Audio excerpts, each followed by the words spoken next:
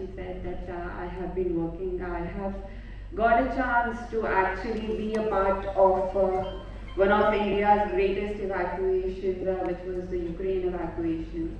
I have done all the COVID evacuations as well, which were the Vande Bharat mission, but Operation Ganga is very, very, very dear to me because it has also come from a place where I was actually personally involved with my family. It was my brother's wedding, which I had to function, I had to leave, and I was called upon for the duty. I was on off days, and all of a sudden they required me, and I immediately said yes to it because I know when my call for duty is calling me.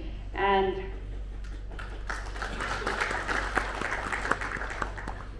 that was not it. I actually did not even think of it initially that what I was going through. You know, we were not even informed that it was an evacuation flight. They just told me that it was the first evacuation flight. So they just and before that they have been trying to do these flights, but they have been unsuccessful in it.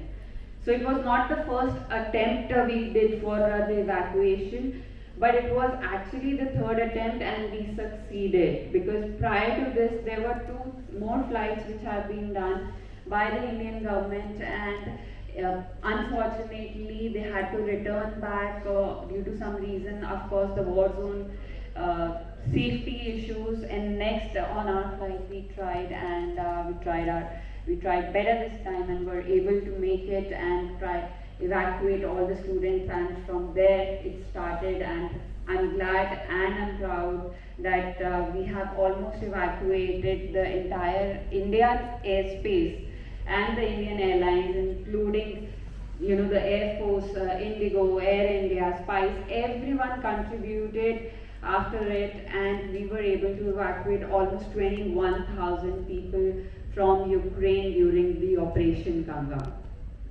So that was a huge, huge success, and that too within a span of just 7 days. And once the success flight started, it was just non-stop. We tried to land everywhere and anywhere possible and get the students out from the war zone to these safe places where we can get that evacuation possible.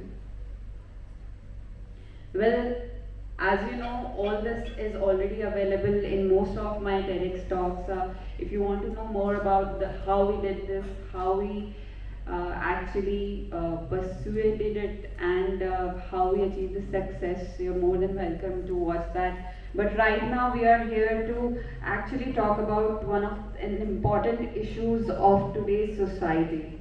So I'm going to highlight this today, and I stand